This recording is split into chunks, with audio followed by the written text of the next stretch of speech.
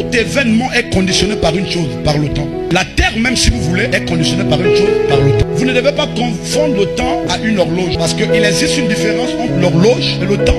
L'horloge est là pour écouler le temps si vous voulez. Parce que sans l'horloge, on ne peut pas connaître dans quelle date, sinon dans quel temps nous nous situons précisément. Donc il y a un temps collectif que tout le monde a la capacité d'être informé sur ce dernier. Si nous regardons la montre aujourd'hui, ce qui est sûr, c'est que sur toute montre, il y a une heure précise qui marque. Ça, c'est un temps visible. Mais en dehors du temps visible, il y a un temps qui est visible, qui est marqué par Dieu. Que même l'homme ne connaît pas la manifestation de ce temps. Seul Dieu connaît. Vous allez faire le constat que même si vous arrêtez les montres aujourd'hui, il y a des choses que la nature manifeste sans que le temps ne soit marqué. Si vous prenez la pendule aujourd'hui et que vous arrêtez la pendule, lorsqu'il va être 5 heures du matin que vous le voulez pas, le coq va chanter. Ça ne dépend pas de la pendule, mais parce que c'est une heure invisible dans le temps de Dieu qui a arrêté certaines choses. Dans le corps de tout individu, de tout être, il y a aussi une heure invisible qui est arrêtée par Dieu. Que vous le voulez ou pas, si aujourd'hui il arrivait à ce que la montre là soit arrêtée, excusez-moi de prendre cet exemple, dans le corps de cette femme, toutes les femmes connaissent qu'à une période définie dans le mois, les femmes font ce qu'on appelle, excusez, la période des femmes, hein,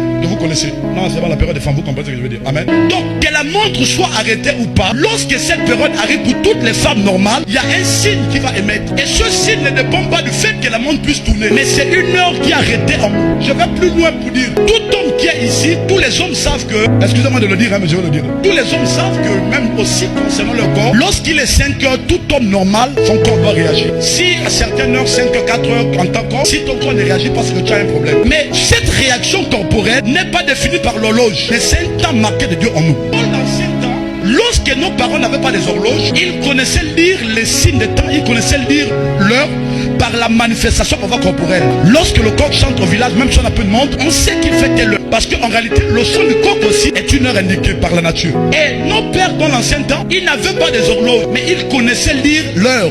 Alors bien aimés dans le Seigneur, vous devez savoir que le temps collectif n'est pas le temps individuel de Dieu pour nous. Parce qu'en dehors du temps collectif, qui est le temps de tout le monde, qui indique, qui permet de nous situer dans le temps et dans l'espace, il y a aussi un temps invisible. Mais le temps invisible est le temps remarqué par Dieu, sinon arrêté par Dieu, pour que vous manifestez ce dont pourquoi Dieu vous appelait sur la terre. En dehors du temps physique, visible si vous voulez, il y a un temps invisible que Dieu a arrêté pour vous. Et l'homme ne s'accomplit pas sur le temps physique d'abord, mais sur le temps invisible. Parce que le temps physique est conditionné par le temps invisible que Dieu a marqué en vous. Donc, en d'autres termes, au nom que nous sommes tous ici, il y a un temps bien précis, invisible que Dieu a arrêté pour que chacun de nous puisse manifester ce dont pourquoi Dieu l'appelait sur la terre. Donc je suis en train de dire que le temps physique dépend du temps invisible de Dieu qui est arrêté. Lorsque tu te vois là, il y a une heure précise que Dieu a arrêté pour toi. Même s'il arrive aujourd'hui que tu te maries, c'est pas à cause du temps physique, c'est parce que l'heure invisible de Dieu pour toi a sonné. Donc je suis en train de dire, lorsque Dieu appelle tout homme ou toute femme, écoutez, lorsque Dieu vous donne une mission,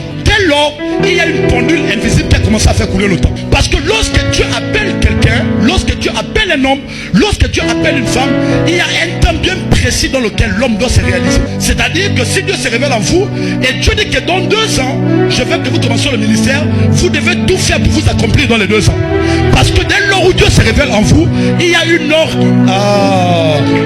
Il y a une heure désormais qui est mise en quoi? En mouvement.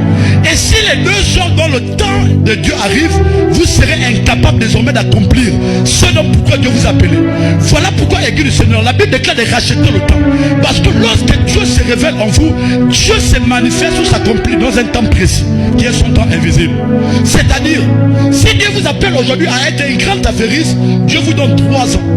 Dès lors où Dieu vous a parlé, il y a une pendule déjà qui est mise en marche pour totaliser les 3 années dans lesquelles vous devez vous accomplir.